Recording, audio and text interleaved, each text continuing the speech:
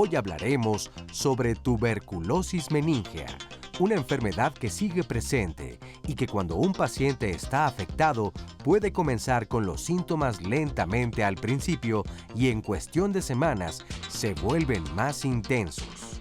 Por lo que un diagnóstico rápido e inicio temprano de tratamiento sigue siendo una prioridad. En este programa, los especialistas nos informarán qué es la tuberculosis meningea, cuáles son los factores de riesgo, cómo se realiza el diagnóstico y qué tratamientos existen para curar la enfermedad. Hola, ¿cómo están? Bienvenidos a Diálogos en Confianza. Como siempre, el lunes de salud, hoy vamos a platicar de un tema muy específico. Vamos a hablar de la tuberculosis meningea. Se van a preguntar, pues, ¿qué es esto? Vamos a combinar lo que es la tuberculosis, que es importante hablar de ella, porque a pesar de lo que se dice, y lo vamos a ver ahora, sigue existiendo muchísima tuberculosis. ¿Y qué son las meninges? ¿Han oído hablar de meningitis? Bueno, pues vamos a echar estas dos en una licuadora para platicar del tema del día de hoy, para que veamos que es una cosa muy seria. Tendemos a pensar que la tuberculosis se limita a los pulmones, pero vamos a ver que puede ir más allá. Como todos los lunes está conmigo Oscar Virués. ¿Cómo estás, Oscar? Muy bien, ¿cómo estás, mi querido Pepe? Bien. Igualmente, pues gustoso de saludarte y a todas las personas que nos acompañan en esta transmisión de Diálogos en Confianza. Un tema bien importante porque pareciera que estamos hablando de una enfermedad que hace mucho no ataca a la población mundial o en nuestro país, y la verdad es que eso no es así. Por eso los invitamos y las invitamos a que nos acompañen a lo largo de este programa y que a través de las redes sociales compartan sus preguntas, sus comentarios, sus testimonios. Para poder seguir el programa en línea, pues la dirección es www.canal11.mx/diálogos. También tenemos la página de Facebook de Diálogos en Confianza, y allí donde se encuentra el Facebook Live, igual pueden compartirnos sus preguntas, sus comentarios, pero seguir el programa en línea, en vivo, y además llevárselo a donde tengan que ir para que no pierdan detalle de lo que ocurre el día de hoy aquí durante el programa. Bueno, saludo con mucho gusto a nuestras amigas y compañeras, a Fabiola Ruiz y a Istiel Caneda. Ellas son las intérpretes en la lengua de señas mexicana y nos acompañan como todos los días a lo largo de estas 2 horas. Desde luego le damos la bienvenida a todas las personas que nos acompañan aquí en el estudio de Diálogos en Confianza, y por supuesto pues también a las personas que nos pueden seguir a través de la señal internacional de Canal 11 y a nuestras especialistas. A quienes les voy a presentar ahora, pero como siempre vamos a escuchar un testimonio de alguien que haya pasado por esto, porque ustedes se siguen preguntando ¿qué es la tuberculosis meningea? ¿Tú has escuchado, Oscar? Alguna vez había escuchado, pero la verdad es que yo sí creía que era algo como ya había quedado en el pasado. Vamos a ver que no. Miren este testimonio. Tengo 46 años. En el 2016 surgió un evento de tuberculosis meningea ganglionar y peritoneal. No recuerdo bien cuándo se inició este evento. Empecé tal vez con sudoraciones nocturnas, dolores de cabeza muy fuertes. Yo padezco migraña de toda la vida, pero estos episodios de dolor de cabeza eran muy intensos. El cansancio era muy grande, siempre tenía una apatía. Yo soy una persona muy energética, mermaba mucho mis actividades cotidianas. La baja de peso fue considerable sin hacer ningún tipo de dieta. Eso fue gradual, sin percatarme yo realmente de la sintomatología de lo que es la tuberculosis, ¿no? Anteriormente yo había tenido un evento cerebrovascular en el 2013. Yo tenía miedo de que hubiera sido otro derrame cerebral. Una vez que me diagnosticaron tuberculosis, primero fue el asombro, ¿no? Porque pues dices, ¿cómo la adquirí y cuál fue el modo, la forma? No hay mucha conciencia de cómo se adquiere ese padecimiento. Es más común de lo que uno se puede imaginar. Me empezaron a dar medicamento, son 4 pastillas diarias que se llama Dotpal. A mí me lo dieron por año 4 meses, o sea, normalmente el tratamiento supuestamente es de 6 a 9 meses, pero como yo tuve en 3 regiones diferentes, sí me invadieron ahora sí que con medicamento, con antibiótico. En la actualidad me siento muy bien. De hecho, me dieron de alta en febrero del 2018, el 24 de febrero fue mi última dosis. De los reportes en cuestiones de placa de rayos X, de tele de tórax, han salido impresionantemente bien, como si jamás hubiera sido enferma de nada, ¿no? Mis análisis de sangre, totalmente, o sea, estoy como si jamás me hubiera pasado nada. Mi sueño es poder crear conciencia, despertar a mucha gente, que tengan prioridades, que se prioricen ellos, que realmente ayuden a muchas más personas, que hagan conciencia, ¿sí? Para que sea una cadena de ayuda, el poder favorecer a mucha gente, ¿no? Entonces sí es importante que nos concienticemos y que hagamos la prevención antes de atendernos. Ahí lo tienen, un testimonio de alguien que primero se tardó en darse cuenta qué es lo que estaba pasando, que nos vamos a enfrentar a esto durante el programa y hay que estar alertas para poder diagnosticar. Les presento a nuestras especialistas que nos acompañan el día de hoy. La doctora Zuria Loza Jalil, bienvenida. Hola, muchas gracias. Jefa del Servicio de Infectología del Hospital de Especialidades del Centro Médico Nacional Siglo XXI. Y la doctora Silvia Martínez Jiménez, bienvenida. La doctora es infectóloga del Servicio de Infectología del Hospital General de México, doctor Eduardo Lisiaga, de la Secretaría de Salud. Qué bueno que están aquí con nosotros y antes de que entremos a hablar de las meningias, me gustaría que hablemos un poquito de la tuberculosis. Oscar, por ejemplo, me decía que todavía hay, mucha gente todavía pregunta, ¿qué todavía hay tuberculosis? ¿Cuál es la realidad que hay en nuestro país? Pues la realidad que hay en nuestro país yo creo que es muy similar a la que hay en el resto del mundo.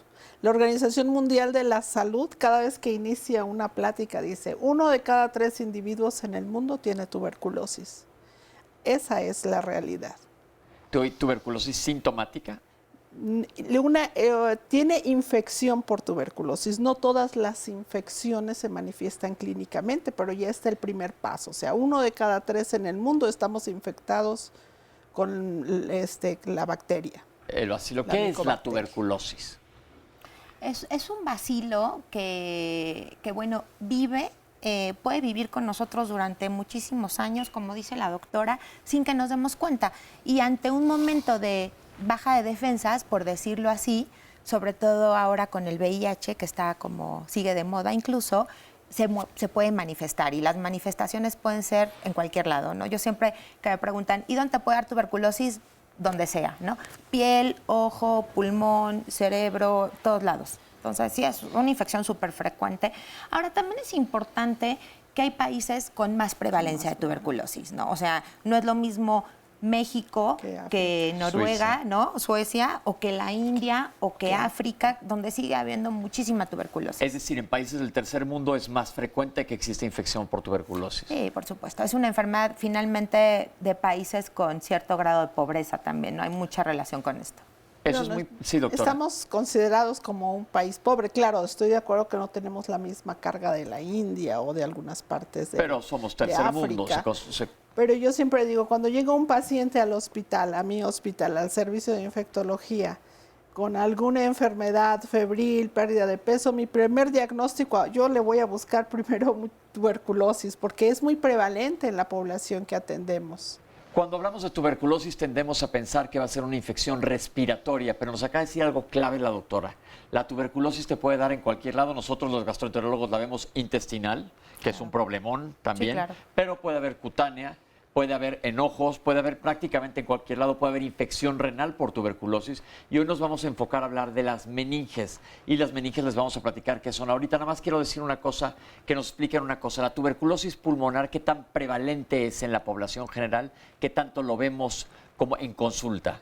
Es la manifestación más frecuente de la tuberculosis. De hecho, se considera que el 80% de las tuberculosis son pulmonares, porque es por donde entra el bacilo, la micobacteria, y bueno, es el primer lugar donde se asienta. Así es cierto, es de las más frecuentes y además es la que tiene la capacidad de contagiar. Una persona con tuberculosis pulmonar activa es la que está contagiando pues al resto de la población susceptible.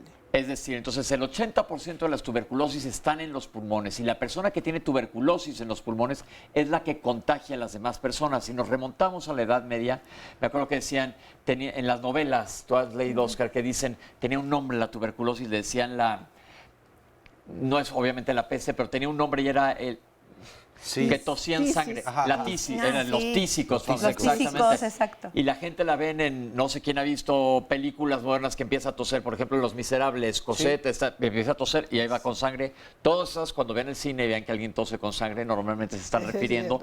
Es algo histórico. Yo creo que la tuberculosis tiene un impacto histórico muy fuerte. y se asocia a las condiciones que vamos a ver ahorita más adelante.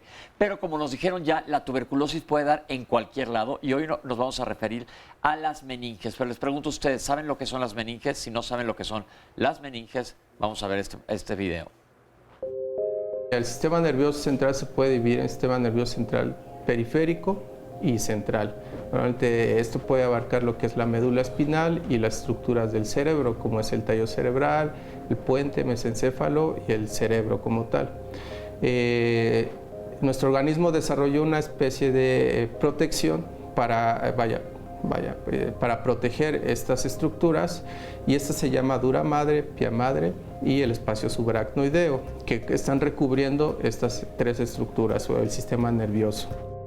Algunas de sus funciones son principalmente la protección, y la otra es producir o que por ahí, por dentro de esas estructuras pase líquido cefalorraquídeo, que es un líquido que también sirve para proteger en gran parte al cerebro, como parte, digamos que para amortiguar en algunas partes golpes, caídas, o para proteger al sistema nervioso central en general. ¿Para qué sirven las meninges? Principalmente sirven para protección del cerebro y del sistema nervioso central, y para que corra por ahí lo que es el líquido, o lo que se llama el líquido cefalorraquídeo. Se une a nosotros la doctora Minerva López, bienvenida. Hola, buenos días, muchas gracias por la invitación. Jefa del Servicio de Neurología del Hospital General de México, doctor Eduardo Lisiaga, Secretaría de Salud. Y como bienvenida, doctoras, acabamos de ver una cápsula que son las meninges, pero ¿nos podrías explicar en tus palabras para que quede perfectamente claro? Muy bien. Bueno, las meninges es la cubierta del cerebro, ¿no? El cerebro está recubierto por 3 membranas. Esas membranas son las que lo protegen de que no esté en contacto con el hueso. Y además, la maravilla de las meninges es que en medio tienen una capa como una arañita que se llama aracnoides. Y por esa capa atraviesan los vasos sanguíneos que le van a dar circulación al cerebro. Por eso, cuando tenemos algún proceso infeccioso, el proceso infeccioso por una bacteria, por un virus, por un hongo, llega al cerebro por el torrente circulatorio. ¿Y por dónde va a pasar? Por las meninges. Tiene que atravesar por ahí. Y entonces, cuando se inflaman esas meninges, son las que nos dan muchos de los síntomas, y esto se produce por la presencia de un agente infeccioso. Ahora voy a complicárselas un poco más, me voy a remontar a la neuroanatomía, que, híjole, cómo nos hacían sufrir en la escuela cuando estudiábamos neuroanatomía. El cerebro, el sistema nervioso central, se los hemos platicado aquí en Diálogos muchas veces, está cubierto de hueso. Es el cerebro, el tallo cerebral y toda la médula, y está cubierto de hueso a propósito porque es algo muy delicado. O sea, son órganos delicados, y aparte, como dice la doctora, están envueltos, como cuando tú vas al súper y compras una carne y te la envuelven en un papel, celofán, así está envuelto, pero son 3 capas. Y ya dijo que una de ellas es la aracnoides, que es como una arañita que permite que entre en los vasos. Pero cuando alguien se infecta de cualquier cosa, casi todos los órganos están más o menos en comunicación porque no están cubiertos de hueso. Es decir, mi corazón está expuesto a bichos, mi panza, mis intestinos, mis riñones, etcétera. Pero existe una barrera que se llama barrera hematoencefálica, que como que aún para poder llegar al castillo, que es el sistema nervioso central, hay que cruzar otro río lleno de cocodrilos. ¿Qué es esto? La barrera hematoencefálica no es otra cosa que la estructura de las arterias, que están muy bien las células adosadas y que no permite que salga de las arterias algún antígeno o algo extraño, cualquier cosa extraña, ¿no? Algún proceso infeccioso. Entonces, cuando se inflama el cerebro, entonces se rompe esta barrera que están poniendo tanto las meninges como los vasos sanguíneos, de que no se filtre, de que no se pase una bacteria, un virus, un hongo, y entonces cuando esto se inflama, pasan. Cuando uno tiene fiebre en un proceso febril, bueno, aquí está la infectóloga, esto puede pasar, ¿no? Puede haber una inflamación sistémica que hace que por algún momento se rompa esta barrera y entonces sea fácil llegar al cerebro. Regresando a las meninges, ¿cuál es su función y por qué 3? Bueno, Bueno, su función es esta, de proteger y envolver al cerebro. Son 3.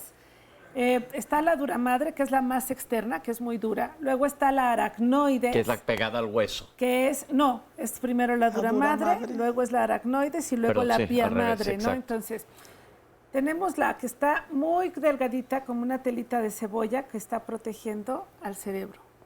Luego tenemos la aracnoides, que no es otra cosa más que un espacio trabeculado entre la duramadre y la pía madre, donde está lleno de vasos sanguíneos, lleno de vasos sanguíneos. Y luego la duramadre, que es una capa muy gruesa, muy dura, que es como la contención final y que te evita que el cerebro se raspe con el hueso. Okay. Y además permiten que circule el líquido cefalorraquídeo. Entonces, cuando hay un proceso inflamatorio donde se pone espeso el líquido o hay un exudado que lo provocan las bacterias, en este caso el bacilo de la tuberculosis provoca un exudado inflamatorio. Ese exudado se va a las bases del cerebro y se contiene ahí en las meninges y pasan 2 cosas que les pasan a los pacientes con tuberculosis y a otros pacientes que les puede pasar también por otros procesos de meningitis por bacterias, que es el exudado se vuelve tan espeso que interrumpe la circulación del líquido cefalorraquídeo. El cerebro está flotando un poquito con líquido cefalorraquídeo que circula y lo nutre. Cuando esto se bloquea, entonces se empieza a acumular el líquido cefalorraquídeo y pasa algo que se llama hidrocefalia. Aplasta el cerebro porque se está llenando de líquido el cráneo. Entonces se llena de líquido los ventrículos y ¿a dónde se ve el cerebro? Si está contenido en una caja ósea rígida, ¿no? Que es la que nos protege. Y si no se deriva o se saca ese líquido, entonces se compromete la vida y la función del paciente. Ahora, pero la voy a interrumpir porque tenemos que hacer un corte, discúlpenos. Vamos a un corte y seguimos hablando de anatomía antes de meternos de lleno al tema.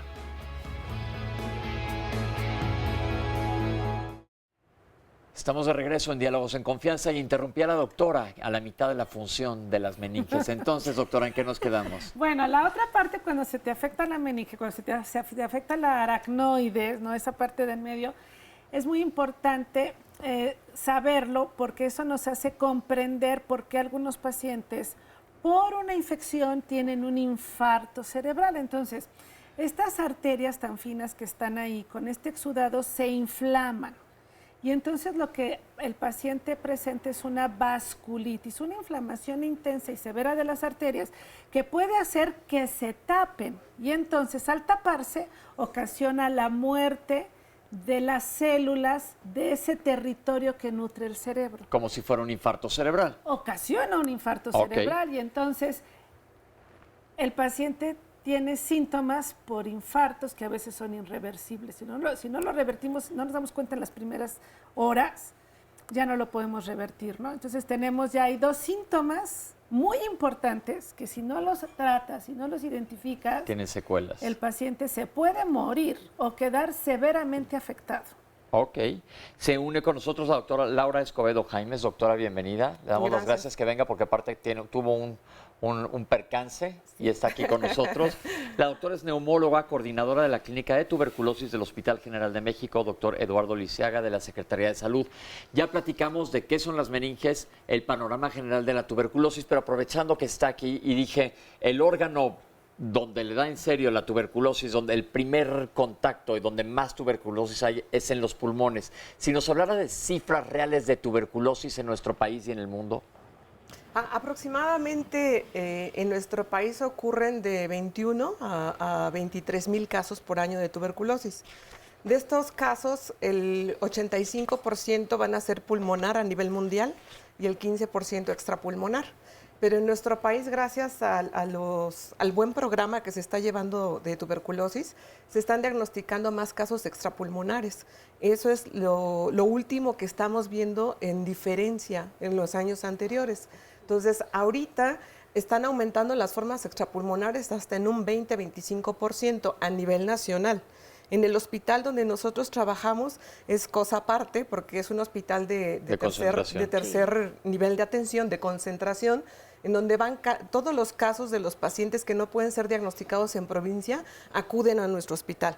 De tal manera que en nuestro hospital vemos 60% de tuberculosis extrapulmonar, 40% de tuberculosis pulmonar. Entonces, sí son relevantes estas formas, ¿verdad? Porque la pulmonar va a ser la que va a causar el contagio a nivel de la población. O sea, un caso de tuberculosis pulmonar puede infectar a 15, 20 personas a su alrededor. Por eso es muy importante, cuando se detecte ese caso, hacer el cerco epidemiológico. Ok, para tratar de detectar a las demás personas y tratar de contener de este contener problema. la enfermedad. Tenemos ahora sí una cápsula que nos habla de qué es la tuberculosis meningea, porque estamos hablando ahora sí, ya vamos a meternos de lleno al tema, ya que supimos que está causada por el bacilo de la tuberculosis, que es una micobacteria, y ya vimos también qué son las meninges, y la doctora nos acaba de aclarar que cada vez se ven más casos de tuberculosis extrapulmonar. Nada más antes de ver esto, no es condición sine qua non que hayas tenido tuberculosis pulmonar antes de que aparezca en algún otro lado. Bueno, lo que pasa es que por ahí, como ya habías comentado, entra el bacilo, pero no siempre se manifiesta, eso es muy importante. Esa es la clave, porque no se va a ver el cuadro clínico que decíamos de las películas, con cavernas en los pulmones, etcétera, y tosiendo sangre.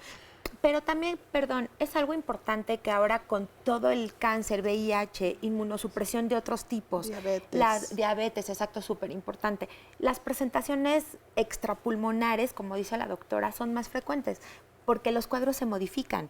Entonces, cada vez es un reto diagnóstico más complicado, mucho más complicado. Vamos a ver esto. La tuberculosis meningea es una complicación de la tuberculosis. Tendríamos que hablar primero de qué es la tuberculosis. La tuberculosis es una infección causada por un bacilo o una bacteria que es Mycobacterium tuberculosis. El órgano que afecta más comúnmente es el pulmón. Es una tuberculosis pulmonar, que es una causa muy frecuente de enfermedad aún vaya en nuestros días, en nuestro tiempo. Incluso la OMS ha visto que es la 9ª causa de mortalidad a nivel mundial dentro de las enfermedades infecciosas. Ahora, hay formas extrapulmonares de la tuberculosis y una de ellas incluye la tuberculosis del sistema nervioso central, que a su vez también incluye la tuberculosis meningea, que afecta una parte muy específica vaya del sistema nervioso central, que puede ser las meninges, que es una parte que recubre o es una cierta capa que recubre el cerebro y las estructuras cerebrales, y también puede atacar principalmente lo que es el cerebro como tal y causar algunas otras complicaciones. Puede causar algo que se llama tuberculosis meningea o puede causar otras lesiones dentro del cerebro que nosotros llamamos parénquima cerebral, que pueden ser tuberculomas, y son las principales causas. O puede causar algo más que se llama vasculitis también del sistema nervioso central, que es la inflamación de los vasos sanguíneos, que también puede causar varios síntomas, signos en el paciente que padece este tipo de enfermedades. La tuberculosis meningea es una enfermedad muy importante el día de hoy en nuestra población, ya que afecta a personas en edad reproductiva, es decir, que las personas que tienen esta enfermedad pierden días de trabajo, causa mucha discapacidad, y sumado a esto tiene muchos factores de riesgo que son prevalentes en nuestra población, como es principalmente diabetes mellitus, obesidad y desnutrición, y enfermedades infecciosas como es VIH y SIDA, que también incluso tienen una gran prevalencia en nuestra población y van de la mano o pueden causar tuberculosis. Ya nos platicaron del panorama general de la tuberculosis meningea, espero les haya quedado claro ahorita con esto y lo que platicó la doctora anteriormente, pero ¿cuál es la importancia de que hablemos hoy aquí de tuberculosis meningea? Bueno, porque es un problema de salud pública que poco se habla, que poco se trata, porque la tuberculosis meningea es catastrófica, tiene una alta tasa de mortalidad y de secuelas si no se detecta y se trata a tiempo. Y eso es muy importante que la población conozca cuáles son los factores de riesgo y que estamos expuestos y que ante síntomas iniciales debemos de acudir a hospitales de tercer nivel a evaluarnos. Y que una vez diagnosticadas, si nos han dado tratamiento, hay que estar apegado al tratamiento. No es cosa sencilla, pero es la única forma en la que te puedes salvar. ¿A quién afecta más comúnmente la tuberculosis meningea? ¿Qué factores de riesgo hay o qué tenemos de factores de riesgo para que aparezca? Uy, pues el más importante yo pienso que sigue siendo la infección por VIH, sigue siendo. Y ya de ahí, como ya había dicho la doctora, diabetes. Pero déjeme interrumpir un poquito. ¿VIH o ya con SIDA o nada más la presencia del virus de inmunodeficiencia? No, bueno, generalmente son pacientes ya más avanzados, ya con SIDA o con las células de defensa muy bajas. Hago esta pregunta a propósito porque hemos tenido ya varias ocasiones el tema de VIH aquí y decimos, mientras más temprano te lo detecten, más fácil va a ser tratarte. Y si te tratas a tiempo y tú mantienes tus niveles de tus células de defensa elevados, va a ser difícil que te dé esto. ¿Estamos bien? Sí, correctísimo, totalmente de acuerdo. Ahora, es muy difícil diagnosticar a veces una tuberculosis meningea, o sea, no es la forma más frecuente de tuberculosis, generalmente es tuberculosis pulmonar, de las extrapulmonares la ganglionar, y luego ya de ahí muchísimas otras. Entonces, un paciente que llega con deterioro neurológico es un reto clínico real, y además hay pocos métodos diagnósticos que te ayudan a veces. O sea, a veces tienes el paciente, le tomas un líquido cefalorraquídeo, el cultivo tarda mucho tiempo, entonces es un problema de salud importante, como dice la doctora, y muchos pacientes ya llegan tarde y ahorita quedan con hablamos secuelas. del diagnóstico, pero ¿quién más está? Ya vimos pacientes con HIV, los diabéticos. Pacientes diabéticos. Por ejemplo, en tuberculosis pulmonar, que es donde se conocen más todos los factores de riesgo, el Programa Nacional de Tuberculosis año con año emite el porcentaje de factores de riesgo. Por ejemplo, el año pasado se asoció diabetes mellitus en un 23%, ¿sí? Se asoció VIH en un 7%. O sea que la traducción es, si usted es mexicano, diabético y tose, tiene tuberculosis hasta no demostrar lo contrario, ¿sí? Por los factores de riesgo. El otro es alcoholismo, drogas, POC, los pacientes con artritis reumatoide, lupus, esclerodermia, síndrome de Sjögren, etcétera. Ahora, me vas a interrumpir para que el público nos entienda. Estas son las enfermedades reumatológicas que les hemos platicado en varias ocasiones, las que acaba de mencionar la doctora de Sjögren, el lupus, la artritis reumatoide, la espondilitis anquilosante. Son enfermedades del sistema inmunológico que deprime nuestras defensas de una manera más o menos similar a como lo hace la diabetes. La OMS a final del 2016 aproximadamente saca un documento en donde denota los 3 principales factores de riesgo para pasar de TB latente a TB activa. ¿Eso qué quiere decir? Que la tercera parte de la población mexicana somos TB latente. Quiere decir que nos hacen una prueba de tuberculina, somos positivos, 10 milímetros, y esto se traduce en que tenemos 10,000 bacilos en nuestro interior. Ahora, ¿cómo pasamos a tuberculosis activa? Va a depender de esos factores de riesgo. Entonces, la OMS dice, el primer factor de riesgo es ser VIH, ¿sí? Por todo lo que ya se comentó. El segundo factor es estar en estado de pobreza. Y cuando nos vamos a ese factor, resulta, ¿verdad?, que de los 131,000 mexicanos que somos, 131 millones de mexicanos que somos, el 60% está en estado de pobreza.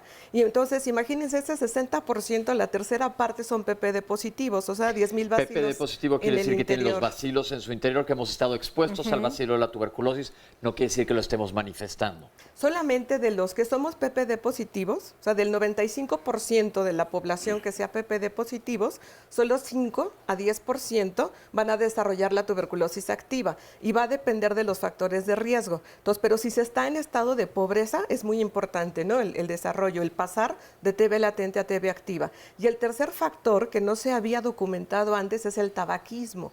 Entonces, nosotros nos dimos en la tarea en nuestra clínica para ver qué factores de riesgo tenían nuestros pacientes. Entonces, resulta que tenemos un 40% de pacientes VIH positivos, ¿sí? Luego tenemos un 30-35% de diabéticos y tenemos un gran porcentaje, por ejemplo, también otra población que es importante es los pacientes con enfermedad renal crónica. Los pacientes con hemodiálisis tienen un factor de riesgo alto para padecer tuberculosis.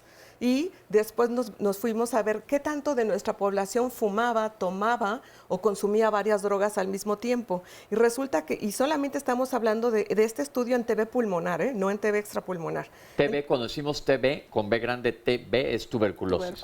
Entonces, la mitad de nuestros pacientes consumía algo. Consumía alcohol, consumía tabaco o consumía drogas. Y de las drogas, las más frecuentes son las inhalantes.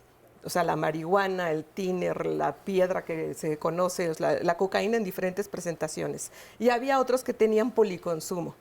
Entonces vimos en nuestra clínica quién es el que más factor de riesgo va a tener para morir con todo esto. Ser paciente VIH y tener tuberculosis es un factor de riesgo altísimo para fallecer.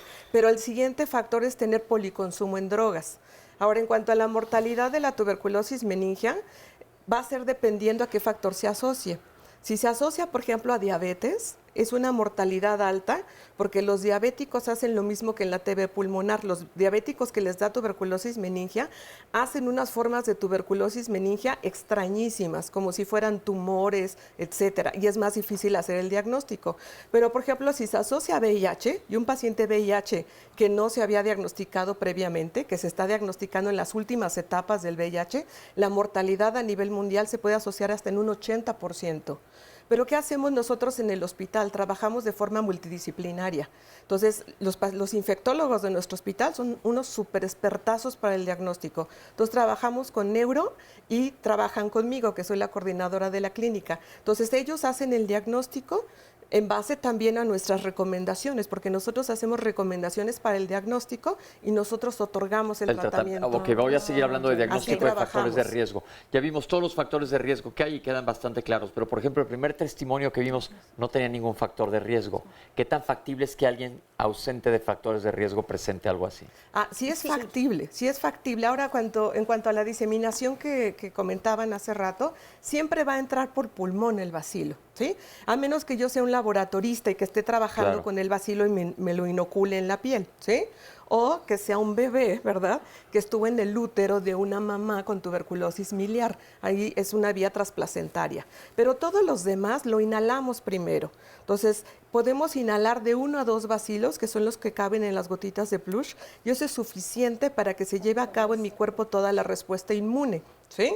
Y después va a depender, ¿verdad?, del equilibrio entre mi respuesta inmune que desarrollo yo o no tuberculosis. Pero la mayoría que somos PPD positivos, engranulamos, o sea, hacemos granulomas, ¿sí? Entonces, bloqueamos la lesión y hacemos, estos granulomas adentro tienen un centro caseoso con bacilos latentes dormidos. Déjame nada más explicar esto porque está muy técnico. Hacemos una pelotita y metemos ahí adentro al bicho y ahí se queda encerrado. Se queda encerrado. Se encapsula, ¿no? Pero siempre que tenemos el primer contacto con Mycobacterium tuberculosis, vamos a tener una diseminación hematógena.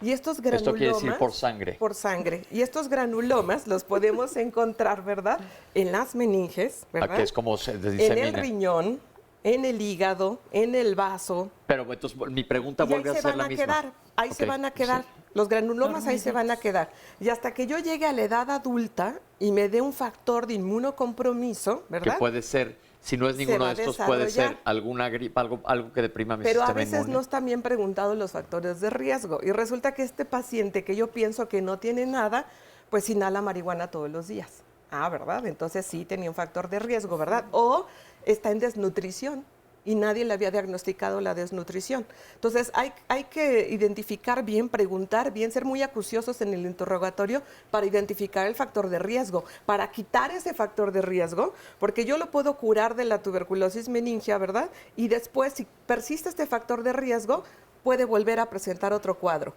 Entonces, trabajando de forma conjunta, nosotros hemos disminuido la mortalidad de nuestro hospital hasta en un 20%. Entonces, primero que nada, es sospecharlo, sospechar que existe esto. Oscar, ¿cómo vamos en las redes? Pues mira, nos dice, por ejemplo, Liuba Quick, mi suegra tiene hidrocefalia.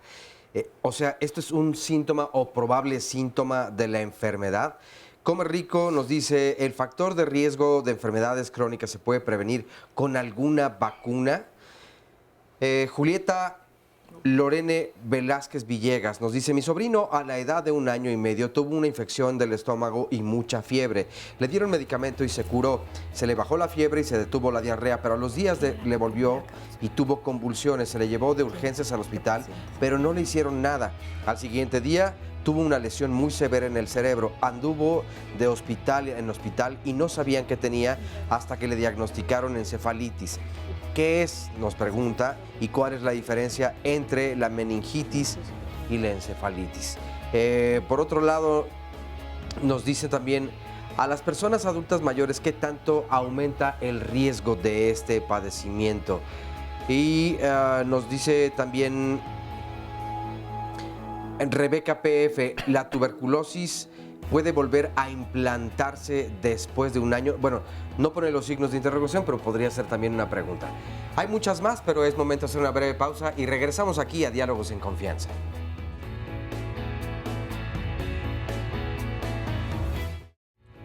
Estamos de regreso aquí en Diálogos en Confianza y quiero recordarles que el Hospital de la Mujer les hace una cordial invitación para realizarse mastografía y Papa Nicolau de forma gratuita, y esto comenzó desde el 1 de octubre y será hasta el próximo 31.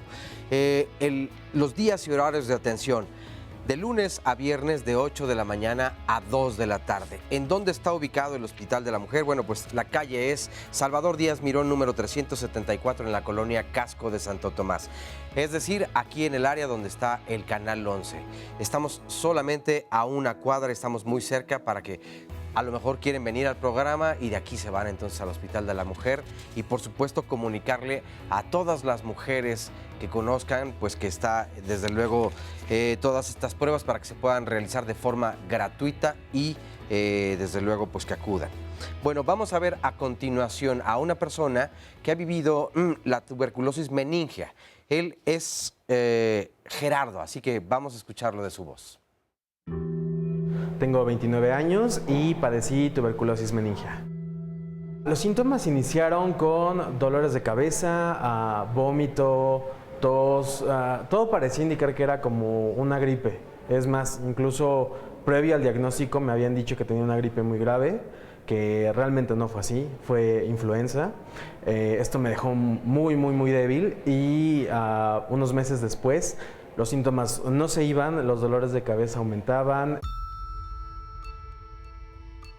Los síntomas más fuertes fueron el hecho de perder la noción de dónde estaba. Llegó un punto donde salí un día de la oficina y ya no sabía en dónde me ubicaba. Tuve que llamar a casa para pedir que me ayudaran porque me sentía completamente perdida. Son pequeños flashazos de lo que ocurrió. Recuerdo haber caminado por la avenida que siempre recorro, pero no tengo bien a bien la noción del tiempo que pasó. Me encontraron horas después, por lo que me platican. Un par de horas después, un vigilante de la oficina me regresó a la oficina y ahí me alcanzaron mis familiares y fue de ahí que me internaron. Pues estuve internado aproximadamente 21 días, 11 de los cuales estuve completamente dormido e inconsciente. Incluso en el traslado al hospital me convulsioné aproximadamente 6 veces, por lo que me platican. Yo realmente no recuerdo nada de eso. En la actualidad me siento bastante bien. No sabía qué tanto impacto podría tener en mi vida el haber tenido tuberculosis, pero en una de las citas de seguimiento con la doctora Escobedo, ella me comentaba y hacía la plática con uno de los médicos, exponiéndole mi caso y cómo fue evolucionando, a qué probabilidades yo había tenido de sobrevivir en ese entonces. Y cuando lo evaluaron, él respondió un 20%. Entonces fue en ese momento que magnifiqué la situación en la que me encontraba, la precariedad de todo lo que me ocurrió y el buen avance que tuve. Digo, el tratamiento fue excelente y gracias a eso pues estoy aquí. Mi sueño: continuar con mi vida, ya con el diagnóstico que tengo, terminar el año que está establecido por tratamiento para la tuberculosis, que desde un principio me explicaron, el tratamiento que se debe seguir es tus medicamentos por el año completo, y durante todo este año estoy yendo a revisiones, consultas, ver que nada salga de lo normal. Sigo con visitas en neurología para evaluar si hubo o no daños a largo plazo a nivel cerebral, oftalmológicos para ver si no hubo daños oculares, y pues hasta el momento voy muy bien. La doctora Escobedo es la que me ha apoyado en todo esto y me ha dicho que mi evolución va muy bien. Una de las situaciones que siempre comentamos aquí en Diálogos en Confianza es que mientras más temprano se diagnostique algo va a ser mucho más fácil tratarlo, pero aquí fue una cosa muy súbita. Que fue, de repente se brincó las fases de las que se hablan, de repente. Así se presenta. Y él no se había percatado de haber tenido nunca síntomas respiratorios. No, bueno, es que sí es importante, aclarar que la tuberculosis es una infección de reactivación. ¿Qué significa? Te da en algún momento de la infancia, tal vez de la adolescencia, y se manifiesta hasta la edad adulta. Claro, es una de las preguntas que hacían anteriormente, ¿se puede reactivar la tuberculosis? Sí, o sea, no es que en los niños no haya, claro que hay en los niños, pero estos casos que estamos viendo son personas que seguramente tenían una infección latente, como dijo la doctora, estaba dormida y por algún factor de riesgo ya comentado, se activa y entonces te da los síntomas. Entonces esto es muy importante, no es una cosa aguda, no es de que alguien me tosa ahorita y mañana me da tuberculosis meningia, o sea, sí hay que aclarar eso. Okay. No es algo tan agudo, es algo que tú lo tienes y se reactiva en algún momento. Es decir, la tuberculosis tiene diferentes fases.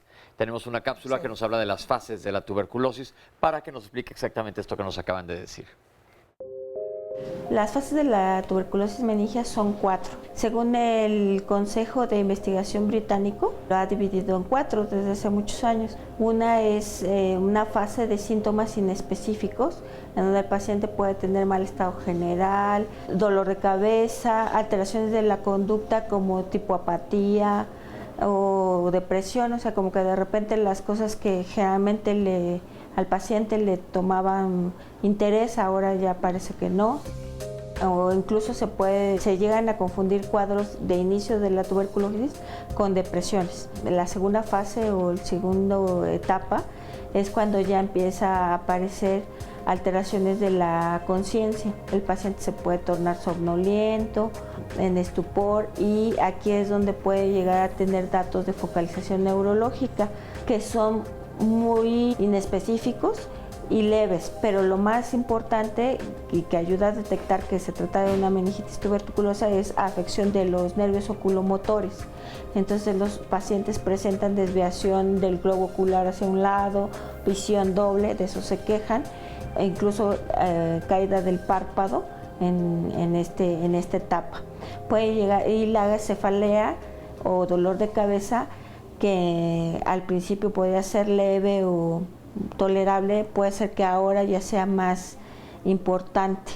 Aquí también podemos tener signos meningios. ¿Qué son los signos meningios? Son rigidez, porque las meninges están inflamadas por la invasión del Mycobacterium tuberculoso, y entonces como un medio de defensa, los músculos paravertebrales se ponen rígidos y le impide al paciente que tenga una movilidad adecuada del cuello. Se llama rigidez de nuca y signos meningios. Algunos pacientes lo pueden manifestar, pero solamente el 60 al 70% y 40% de los pacientes puede ser que no los tengan o no los presenten, no los manifiesten. En la tercera etapa, entonces, ya hay mayor alteración del estado de despierto, ya el paciente francamente está en estupor, somnoliento, y ya aparecen datos de focalización neurológica más severos como hemiplegia, o sea, que ya no pueda mover la mitad de su cuerpo, que no vea, que no escuche, o puede empezar a tener crisis convulsivas, alteraciones de la sensibilidad en alguna parte de su cuerpo. Y después de esto ya viene la fase 4, en donde francamente el paciente ya puede entrar en coma, sobre todo por infartos arteriales que son provocados por la vasculitis que ocasiona el Mycobacterium en el cerebro. O sea, no directamente por el Mycobacterium, sino por la actividad inflamatoria que provoca la presencia del Mycobacterium en el cerebro, y puede dejar al paciente en estado vegetativo. Entonces ya puede estar que el paciente en coma, con datos neurológicos más marcados, severos, y con crisis convulsivas también puede presentarse. Son datos muy alarmantes. ¿En qué etapa lo reciben casi siempre? Bueno, nosotros, como estamos en un hospital de tercer nivel, recibimos a los pacientes en etapa 3 y 4, ¿no? Esa es la generalidad. Sin embargo, yo creo que estos datos deben de ser importantes para los pacientes y para aquellos médicos de primer y segundo nivel que ven estos pacientes. Eso me interesa mucho ahorita. Todos los médicos generales, que son los que tienen primer contacto con los pacientes, ¿qué deben de saber ellos o qué focos rojos tener para poder referirlos adecuadamente?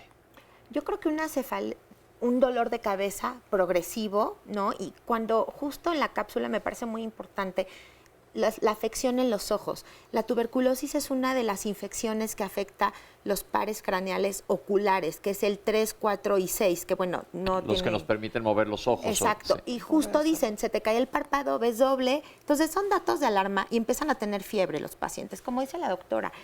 Te llegan ya los pacientes en etapa 3, 4, muy avanzados, ya con parálisis de la mitad del cuerpo, ya muy deteriorados, ya con un cuadro muy avanzado que a veces incluso es difícil porque hay varios diagnósticos que te pueden confundir. Claro, muchas enfermedades del sistema nervioso central. Y ahora mi pregunta es, ¿hay alguna diferencia clave entre la tuberculosis meningea con el resto de las meningitis? No, a ver, a nosotros nos llegan muchos pacientes en todos los estadios. El mayor número, claro, nos llegan ya en estupor, ¿no? Pero tenemos pacientes que llegaron porque pues, empezaron con una crisis convulsiva. Hemos tenido pacientes que llegan porque convulsionó la semana pasada, volvió a convulsionar un día antes. Si uno se sienta, lo revisa, lo explora, manda a pedir una tomografía, te regresa, la ves y dices, este ya no se va. Te quedas porque necesito puncionarte, tengo que ver. Y así hemos pescado pacientes en estadio. Hemos tenido muchos pacientes en estadio 1 que es fantástico poderlos diagnosticar. Entonces, si uno hace su trabajo con el paciente que tiene dolor de cabeza y haces una adecuada semiología y dices, esto es migraña, esto es tensional, esta no es. Esto me suena Esto tengo que prender foco rojo y tengo que pedirle un estudio de imagen. A ver, él empezó con crisis convulsiva, no tengo ninguna otra cosa en sus antecedentes y la exploración no me está gustando, ¿no? Y está teniendo problemas de concentración, le voy a hacer un estudio y si encuentro algo, te quedas porque te tengo que puncionar. De todas las meningitis que existen, porque hay meningitis por diferentes bichos, además de la tuberculosis, hay uno que se llama hasta meningococo, etcétera, hay diferentes gérmenes que pueden causar meningitis. ¿Hay algún dato específico de la tuberculosis que la haga diferente a las otras meningitis? Yo creo que sí. Pasan dos cosas. Primero, las meningitis bacterianas o virales, bueno, que son encefalitis virales, son muy agudas y progresan rápidamente con los síntomas. Bueno, aquí están las infectólogas, si me equivoco me corrigen. No. Pero la tuberculosis tiene un curso ahí un poco insidioso, ¿no? O sea, incluso las etapas te dicen, pasan 7 días, 14, 21, para que el paciente pueda estar muy mal. Pero ¿qué pasa en el país? El paciente llega y tómate este medicamento por tu dolor de cabeza, tómate las vitaminas, empezó con fiebre, vamos a darle X tratamiento y hay fármacos que te modifican la evolución de la enfermedad. Y entonces se vuelve más insidiosa y se nos vuelve más complicado a veces el diagnóstico, ¿no? Entonces se modifica. Ok, tenemos una cápsula que nos dice cómo es el diagnóstico de esta enfermedad. Vamos a verlo. El diagnóstico de tuberculosis meningea, primeramente se tiene que sospechar clínicamente para poder continuar con los estudios. De lo primero que hacemos son estudios generales para ver cómo están los otros órganos, porque es una enfermedad que puede afectar además pues otras partes del cuerpo. Y después podemos hacer tanto estudios de imagen, que esto puede incluir una tomografía de cráneo en lugares donde no haya acceso a algún otro estudio, pero de preferencia se necesita hacer una resonancia magnética. Esto es con la finalidad de valorar cómo están las meninges, que son unas capas que cubren al cerebro y que finalmente tienen esta capacidad de protegerlo. Y como estas son las que se inflaman durante la infección, pues son las que vamos a ver. La inflamación de las capas del cerebro, que es esta parte blanca, y generalmente la parte que se inflama es la parte basal del cerebro. Es algo como particular de la tuberculosis meningea. Y a veces se puede afectar también por la misma inflamación los vasitos o las arterias que están en el cerebro y puede provocar imágenes como de pequeños infartitos. Entonces por eso es necesario hacer un estudio de imagen. Otro de los estudios que se utilizan es el estudio del líquido cefalorraquídeo. Ese se hace mediante una punción lumbar. La punción lumbar es un estudio en el cual mediante una técnica especial se extrae líquido del sistema nervioso. Esto es, muchas personas lo conocen como la raquia, ¿no? Que es un tipo de anestesia que se ocupa. Pero en este caso, en lugar de poner un medicamento, sacamos un poco de líquido y evaluamos las características del líquido. Entonces, lo principal es tenemos que ver qué características químicas tiene el líquido. Generalmente nos va a dar datos de que hay una inflamación. Y específicamente en el líquido cefalorraquídeo se puede observar el bacilo tuberculoso, que es el que ocasiona la enfermedad, o este líquido se puede mandar a cultivar. Entonces, en un cultivo especial, pues va a crecer este tipo de bacteria. Otro tipo de pruebas que se pueden hacer, que ya son de tecnología un poquito más avanzada, se puede incluso identificar el DNA que tiene esta bacteria en el mismo líquido cefalorraquídeo. Entonces, eso es algo que actualmente ya se puede realizar. Tanto los estudios de imagen como el estudio de las características del líquido, pues nos ayudan para hacer ya el diagnóstico de tuberculosis meningia. Para tener la certeza del diagnóstico es indispensable hacer todos los estudios, porque a veces es un bacilo que es difícil de encontrar en el líquido. Entonces, aunque tengamos un líquido cefalorraquídeo en donde no encontremos el bacilo, con el resto de los estudios podemos organizar el diagnóstico. Entonces, sí es necesario hacer todas las pruebas en conjunto para que podamos llegar a una conclusión. Esa es la clave, ya lo han dicho aquí, puede ser una de las complicaciones para llegar a tener un buen diagnóstico porque puede parecerse a muchas otras cosas. Preguntas en las llamadas telefónicas. Candelaria Juárez. Mi esposo tiene fibrosis pulmonar y los doctores nos dijeron que es a causa de la tuberculosis que tuvo a los 14 años y las cicatrizaciones fueron llegando hasta los pulmones. La tuberculosis causa daño también después de curarse. ¿Hay trasplante de pulmón aquí en México que pueda ayudarle a su problemática? Lucía Ángeles, ¿cuál es el método para saber si tengo tuberculosis en el estómago, riñones o en cualquier otra parte de mi cuerpo? Elisa Ávila, tengo tuberculosis ganglionar. Me la detectaron hace un año y estoy en tratamiento de fase sostén. ¿Qué relación guardan con lo que están tratando y por cuánto tiempo más debo seguir tomando el tratamiento? Porque me dijeron que era de 6 a 9 meses, pero ya llevo todo lo que va del año tomándolo. Me trato en el centro medio en especialidades y me dicen que mis estudios han sido favorables y que aparentemente ya no hay nada, pero el medicamento lo sigo tomando. Cabe añadir que cada que lo tomo de inmediato me dan náuseas. ¿Esto es normal o qué es lo que debo de hacer? Laura Hernández dice, tengo 2 nietas de 7 años a las cuales su pediatra no las quiso vacunar porque dijo que la tuberculosis ya estaba erradicada. Yo estoy preocupada porque sé aquí en Sinaloa que hay casos de tuberculosis. Mis nietas deben o no deben vacunarse. A propósito de eso nos dice Amanda Telles, hay que empezar una campaña que desmienta toda falsedad acerca de que la tuberculosis está erradicada. Más bien, muchos médicos no saben detectarla. Dice, y no solo ahí, en las escuelas, en la vida diaria. Porque hablaba una persona que en las cárceles o lugares de hacinamiento es muy común que se pueda presentar. Y decía, pues es que en las escuelas, en la vida diaria, y habla que una amiga suya vio a su hermano morir a consecuencia de la tuberculosis. Ya lo han dicho aquí las especialistas, evidentemente te puede llevar a la muerte, por eso es muy importante diagnosticarla y tratarla a tiempo. Es momento de hacer una breve pausa y regresamos. Signos que tratan. Bueno, regresamos a Diálogos en Confianza y mañana, todos los martes, los temas son de familia y hablaremos sobre uno muy importante. ¿Quiénes son los líderes de opinión? ¿Desde hace cuántos años existen? ¿Serán escritores, comunicadores? ¿Solamente trabajan en los medios masivos de comunicación? ¿Se han preguntado ahora con la aparición de las redes sociales y todo este desarrollo tecnológico, existen ahora nuevos líderes de opinión? ¿Qué tanto influyen en las decisiones que tomamos día a día? ¿Ya no tienen una edad? ¿Puede haber líderes de opinión ahora desde la niñez? Porque hay muchos youtubers y obviamente personas que manejan su cuenta de Instagram, en Facebook, en Twitter.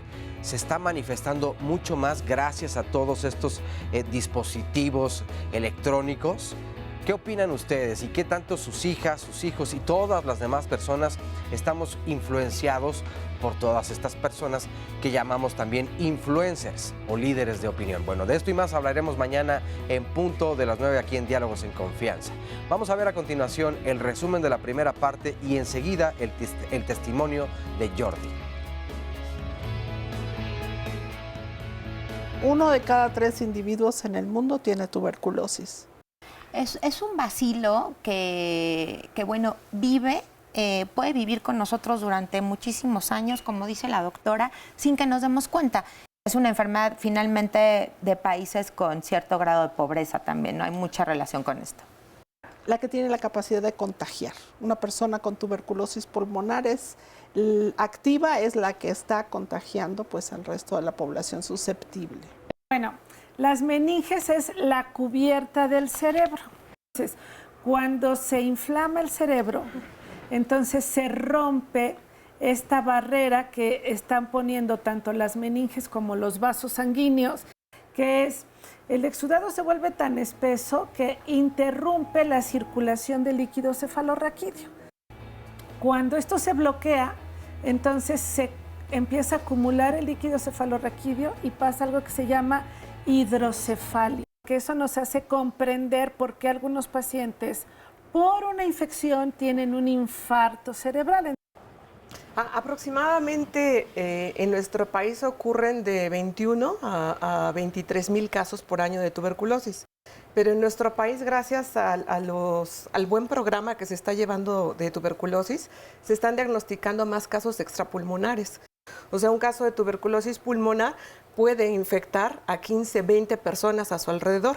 Bueno, porque es un problema de salud pública que poco se habla, que poco se trata. Es catastrófica, tiene una alta tasa de mortalidad y de secuelas si no se detecta y se trata a tiempo. Tengo 26 años, padezco tuberculosis meningia. ¿Sabes? Me empezó a doler mucho la cabeza. Tenía mucho dolor de cabeza, mareos, ganas de volver el estómago. Perdí un poco mucho el equilibrio de caminar, a la hora de caminar. Fueron los principales síntomas. La tuberculosis, pues me dijeron que tenía las defensas bajas, por la cual me atacó esta enfermedad. Pero además, esa enfermedad venía con un virus conocido como bovis, que viene de la vaca, es bovina, por eso se llama bovis. Y esa la contraje por comer un queso artesanal, pues me atacó de esta manera la cabeza. Yo fui diagnosticado con VIH en mayo del 2017, entonces pues bueno, como sabemos el VIH hace que las defensas del cuerpo bajen y pues obviamente me atacó más pronto esta bacteria, ¿no? Pues yo cuando empecé a sentir estas inquietudes, estos malestares, primero, bueno, me voy a checar si el VIH, que me lo checaran, ahora sí que mis cargas virales, y bueno, ahí fui detectado, y enseguida de esto se viene el ataque de la bacteria que obtuve del queso, y como me empecé a sentir un poco más mal, luego fui también al médico, vine a que me checaran, a ver qué era lo que pasaba. Y es aquí donde me detectan que tengo tuberculosis meningia.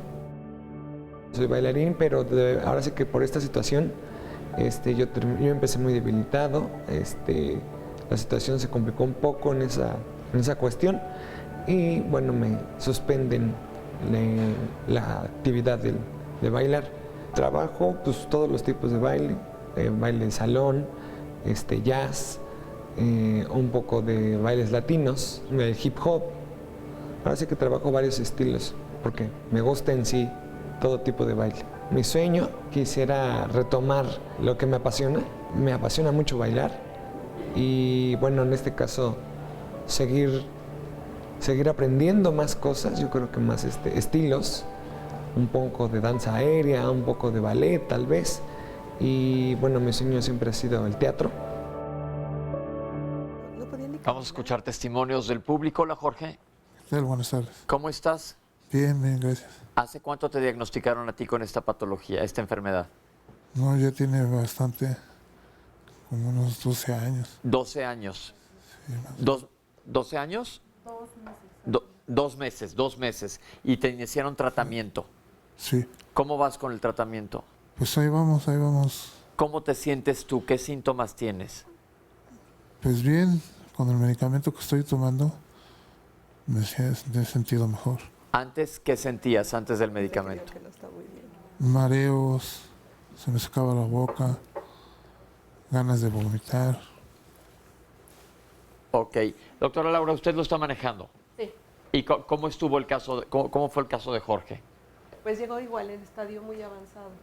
Entonces, de que esté aquí con nosotros vivo es un gran logro. Ok. Igual que el chico de la cápsula que presentaron, bailarín, él también llegó Pero en platíquenos estado del tratamiento. avanzadísimo. Inició hace 2 meses con tratamiento. Sí, o sea, dura el tratamiento en la fase intensiva, dura 2 meses, pero en ciertos casos, porque cuando están muy mal, extendemos el tratamiento intensivo hasta 1 mes más, 2 meses más, inclusive hasta 4 meses más. Y aquí es muy importante el uso de esteroides.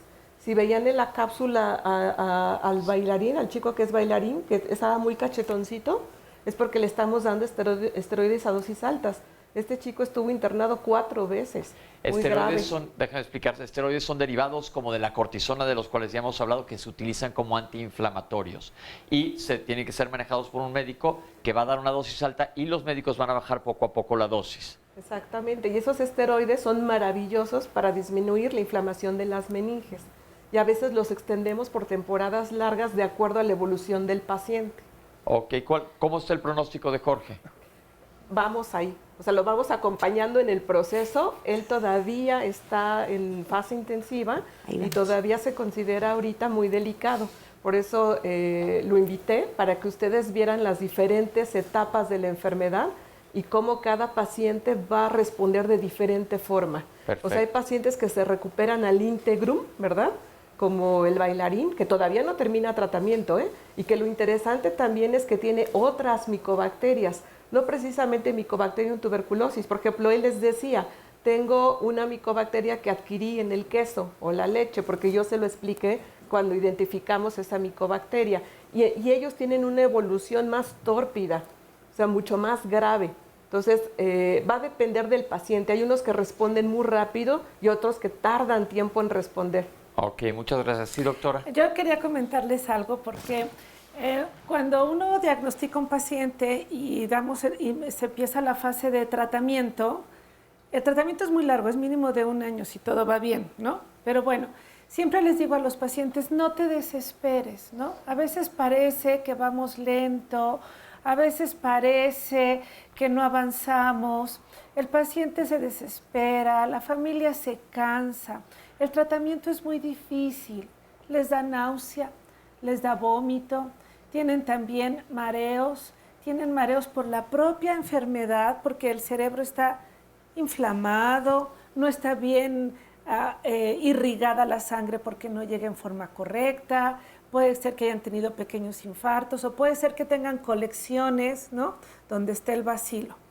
Conforme el tratamiento va avanzando y el cerebro se va recuperando, es lento volver a encontrar ese equilibrio. Entonces pasa la fase intensiva, ahí estamos muy pegados porque al pasar a la fase de sostén, si se presentan nuevos síntomas o el paciente se agrava, a veces hay que regresar, reestudiar y volver a colocar tratamiento y entonces pareciera que todo va peor. Pero si estamos pegados con el paciente, la familia nos habla, ellos saben que al Hospital General decimos, si te pasa algo, te vienes de inmediato, yo te recibo. Ahí no hay que si hay cita, no, yo te recibo. Y es como los hemos vuelto a pescar y a rescatar. Pero la recuperación es lenta. Lo maravilloso es que siempre les digo, este es un año muy difícil, pero va a pasar. Y una vez que pase y los rehabilitamos, es increíble ver cómo pueden estar. Una pregunta. Ahí está una de nuestras pacientes que estuvo en coma, que estuvo grave, que la tuvimos más de 2 meses en el hospital, que salía y regresaba, que sentía que se moría, que casi se murió muchas veces, que no nos creían, que fue un suplicio que se tomara los medicamentos, porque los vomitan y te los vuelves a tomar. Pero es que ya no puedo, te los vuelves a tomar. Pero es que me voy a morir, te los vuelves a tomar porque si no, sí te vas a volver a morir, ¿no? Y es una lucha, pero los resultados ahí están. Después de 1 año y medio, y yo no lo dudo con el que acabamos de ver, lo vamos a ver bailando otra vez. Y a nuestro amigo que tenemos aquí, en 1 año lo vamos a ver con otra lucidez mental. Necesitamos nada más hacer la lucha y ganar la batalla. Con Ahora los sí que ser medicamentos y una pacientes. buena nutrición. Sí, Sí, pues ya estamos en esto, de una vez hay que... Todas las Hay que ganas de ser terminar, ¿no? pacientes y a seguir las indicaciones de los médicos. Y hay algo muy difícil. Primero, uno es el diagnóstico. Y segundo es el tratamiento. Siempre les decimos, por favor, yo no me puedo tomar el medicamento por ti, te lo tienes que tomar. Yo no puedo comer por ti, te lo tienes que comer. Y tampoco podemos ir a cuidarlos a su casa. Entonces, es un trabajo en conjunto. Es muy difícil, pero es un trabajo de lucha diaria de la familia, el paciente y el equipo multidisciplinario de médicos, el neurólogo, el infectólogo, la doctora Escobedo o en su hospital, el que maneje el tratamiento y el seguimiento y que nos lleve a todos así. Donde uno no funcione.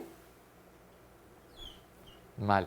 Tengo una pregunta. Comentó el chico que es bailarín que fue por comer queso. No queremos crear un pánico aquí que hay de los quesos.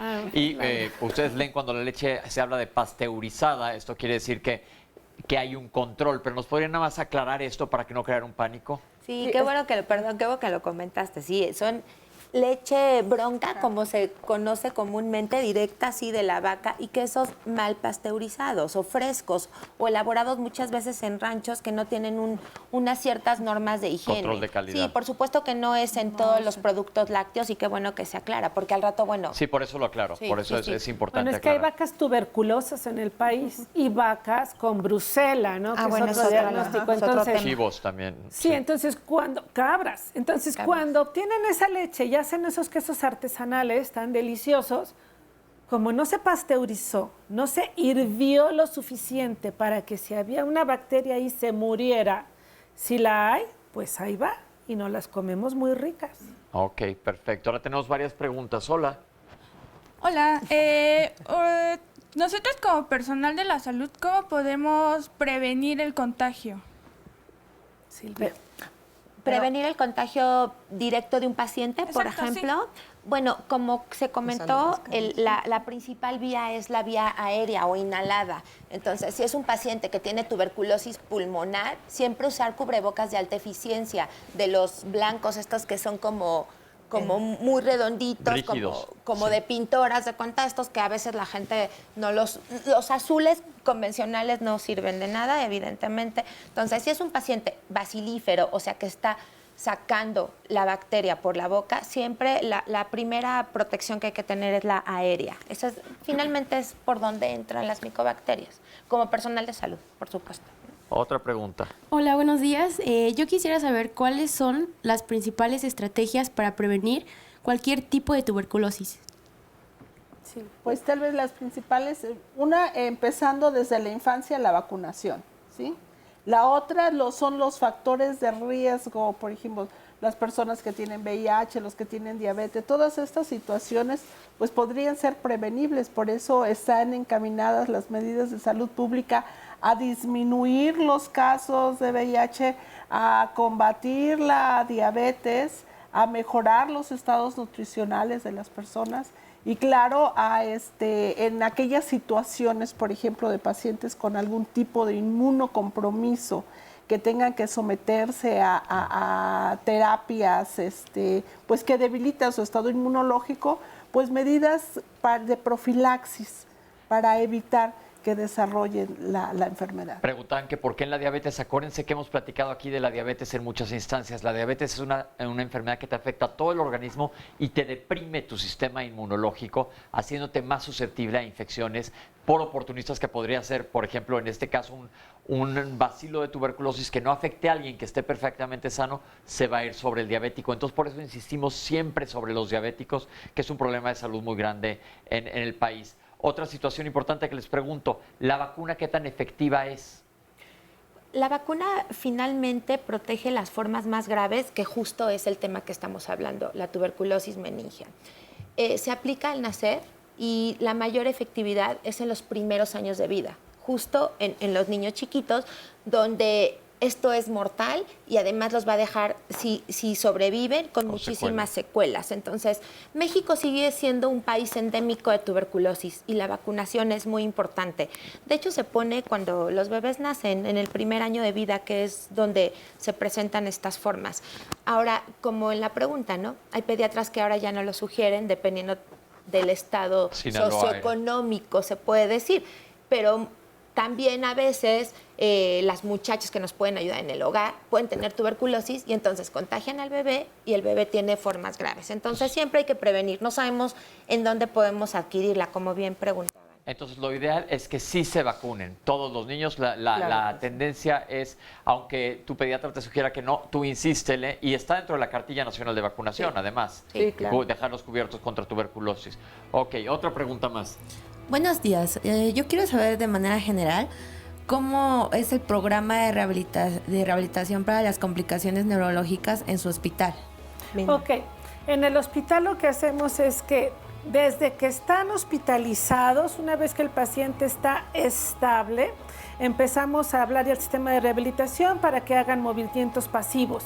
Y el programa de rehabilitación sigue para que el paciente pueda mejorar la fuerza, la coordinación, la sensibilidad, pero tenemos que hacer otro rehabilitación corte, doctora. cognitiva. Perdón. Tenemos que cortar y ahorita terminamos la pregunta, ahorita que regresemos después de este corte.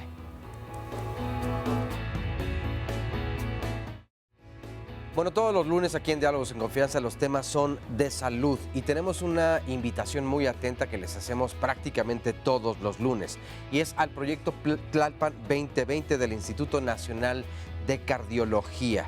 Desde luego, pues a todas las mujeres y hombres que estén interesados en unirse a dicho proyecto, donde se les van a realizar un sinnúmero de pruebas para saber cómo está su salud y evidentemente su condición cardiovascular, pues los invitamos y las invitamos para que participen. Todo esto tiene una duración de 10 años, entonces son varios estudios que pueden ayudar a profundizar mucho más en cuanto a su salud. Para tener más informes, entonces pueden comunicarse al 55 73 29 11 a las extensiones 24 300, 24 302 y 24 303. Así que pongan mucha atención y llamen a este teléfono para recibir mayor información. Vamos a ver a continuación la siguiente cápsula. El tratamiento, se otorga el mismo tratamiento que tenemos en la República para todas las formas de tuberculosis, nada más que en el caso de tuberculosis meningia se prolonga un año el tratamiento aquí en México de acuerdo a la norma oficial mexicana para la tuberculosis, que consiste en un medicamento que se llama Dotval y que es una marca registrada. Entonces, este medicamento tiene 4 fármacos, que es isoniazida, piracinamida, rifampicina y etambutol.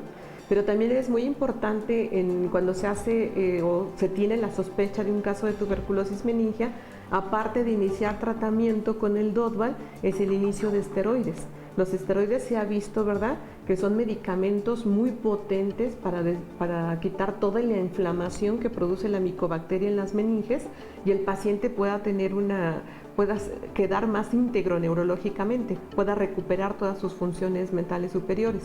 Entonces, siempre se dan los 2 medicamentos. Se dan esteroides, ¿verdad?, por vía intravenosa primero cuando llega grave el paciente al hospital, después se le pasa vía oral unos 2 meses y va a estar con el Dotval. Y el Dotval es un medicamento gratuito aquí en México. O sea, forma parte del Programa Nacional de Tuberculosis el otorgar ese tratamiento gratuito y la vigilancia de ese tratamiento. Lo único que tienen que hacer los médicos pues es solicitarlo en base a la sospecha clínica.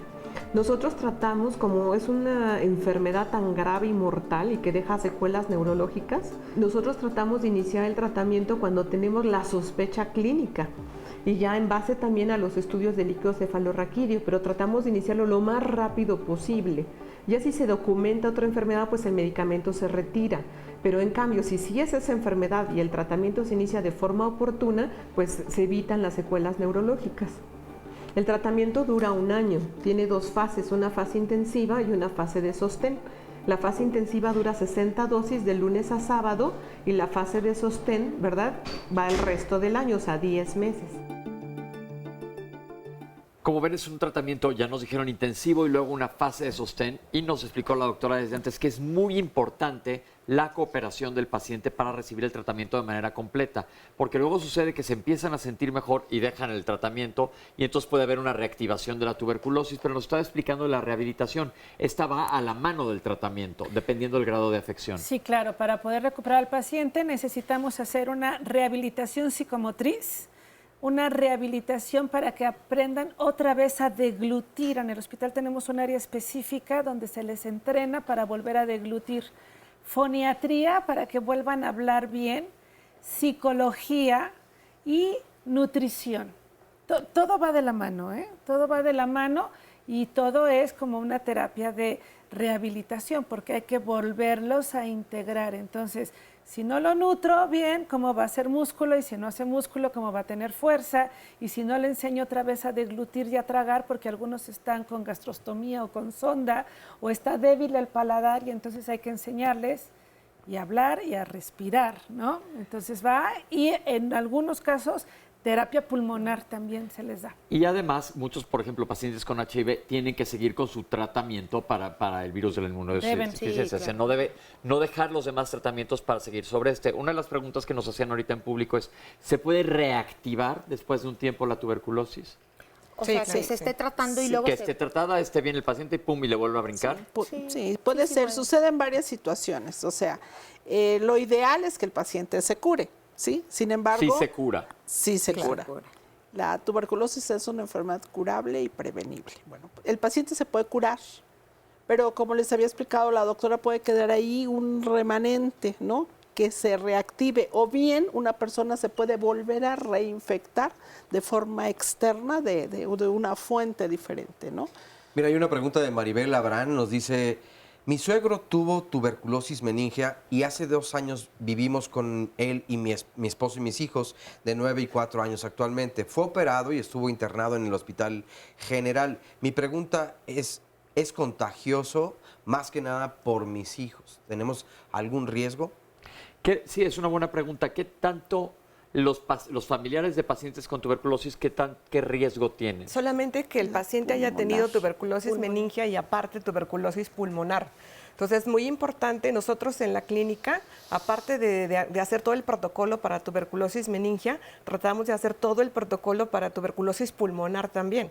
O sea, les hacemos broncoscopías, lavados bronquiales y pedimos toda la batería para el diagnóstico en TB pulmonar. Por eso precisamente, porque si el paciente tiene TB pulmonar, los familiares se citan, se estudian, ¿verdad? Se les toma radiografía, se les hace historia clínica para ver los síntomas y los factores de riesgo. Y de acuerdo a esto se les da quimioprofilaxis. En nuestro país es muy importante a los familiares de estos enfermos con tuberculosis pulmonar y aparte que tengan una afección extrapulmonar, darles quimioprofilaxis a los niños menores de 5 años. Déjeme interrumpir, la gente se ha de estar preguntando ¿qué es quimioprofilaxis? Es cuando te dan un tratamiento sin que hayas presentado la enfermedad para evitar que te den. Entonces esto se llama quimioprofilaxis. Y para que te dé tuberculosis tienes que estar en contacto con alguien que haya tenido tuberculosis pulmonar, porque la meningia no se va a pegar, no la contagias a alguien más. Tiene que tener tuberculosis pulmonar en donde esa persona que ya tuvo tuberculosis meningia entró por los pulmones. Ahora, en cuanto al diagnóstico diferencial con otras meningitis. Es amplio, incluso... Puede ser bacteriana, como ya comentó la doctora, pero una tuberculosis bacteriana es mucho más agudo el cuadro, más aparatoso, por decirlo así. Y de ahí te puedes ir a los hongos, que es algo también muy frecuente, como criptococo, histoplasma, algunos virus también que te pueden dar meningitis o encefalitis, pero no es el curso del que estamos hablando de una tuberculosis meningia.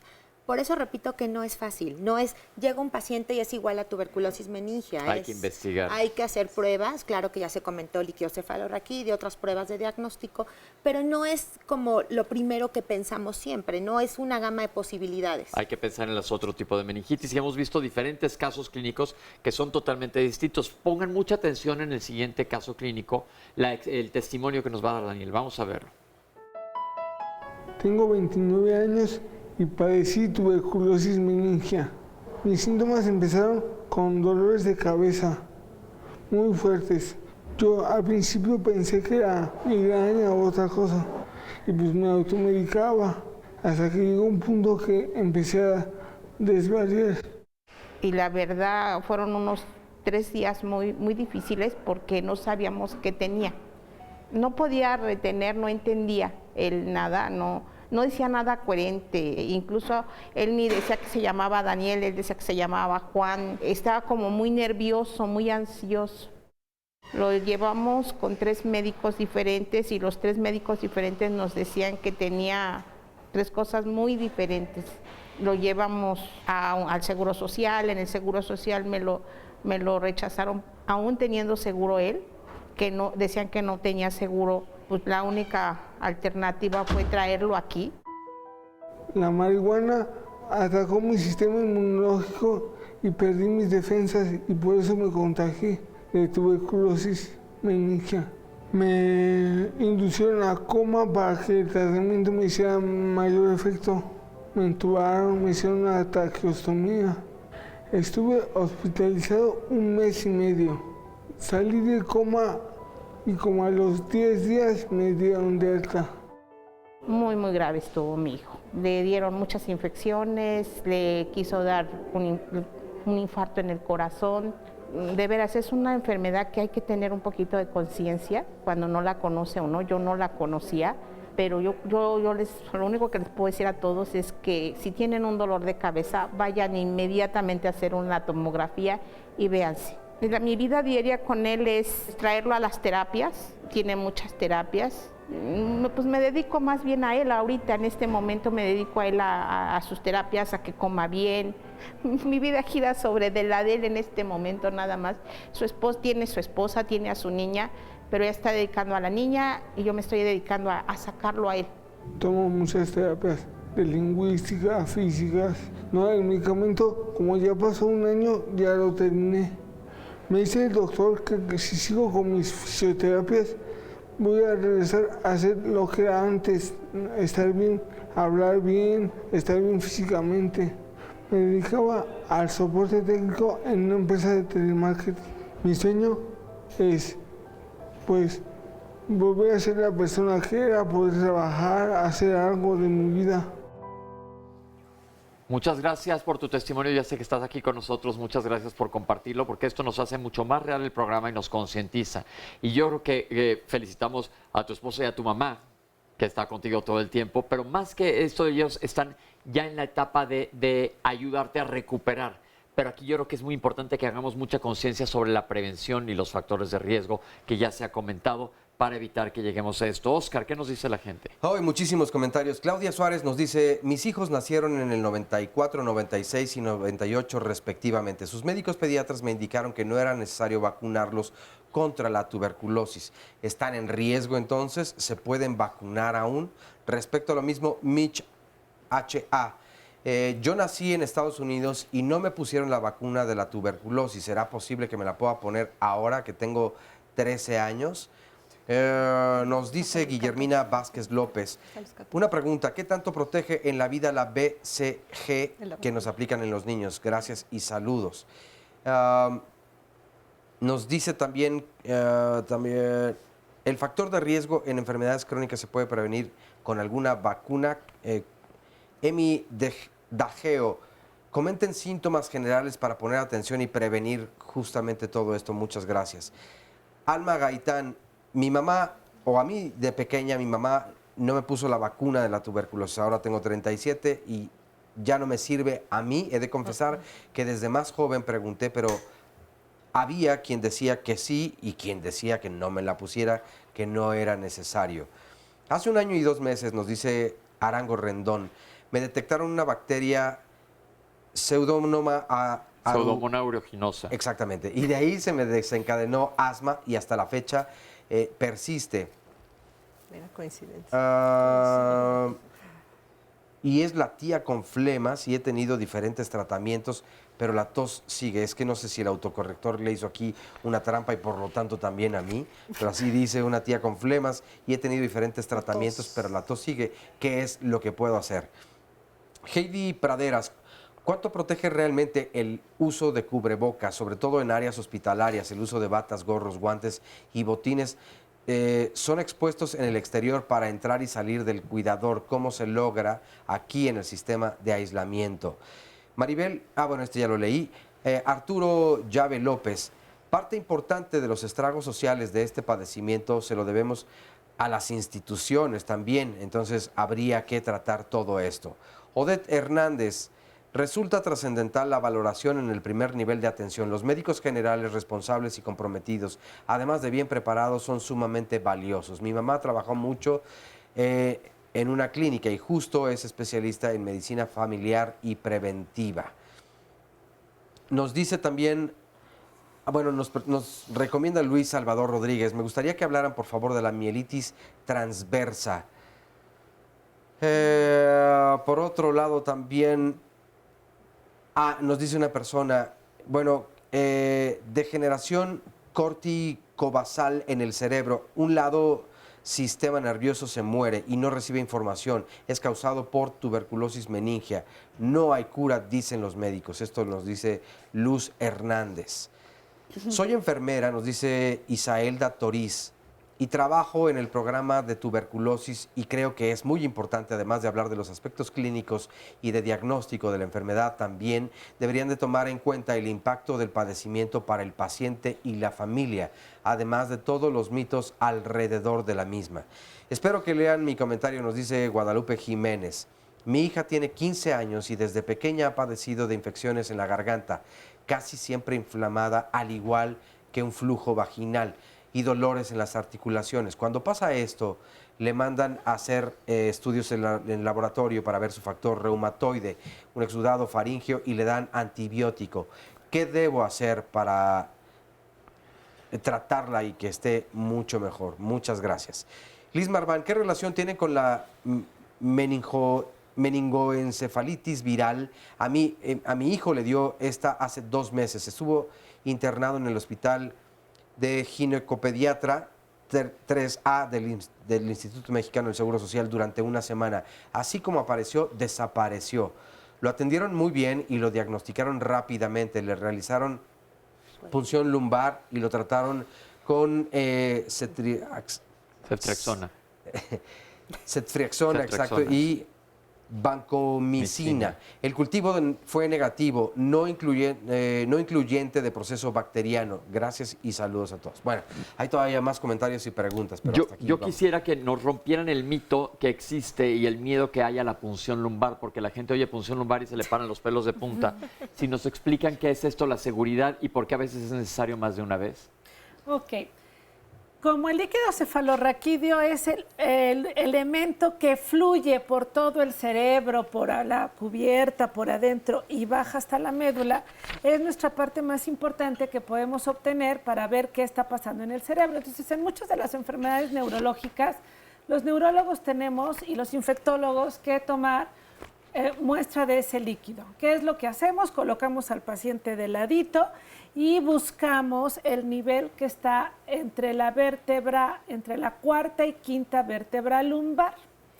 Ahí no tenemos riesgo de dañar la médula, porque muchos piensan que te vas a quedar paralítico porque te hagan una punción. Esta se hace muy abajo. La médula termina en el segundo cuerpo vertebral, 5 centímetros o más arriba de donde nosotros vamos a puncionar.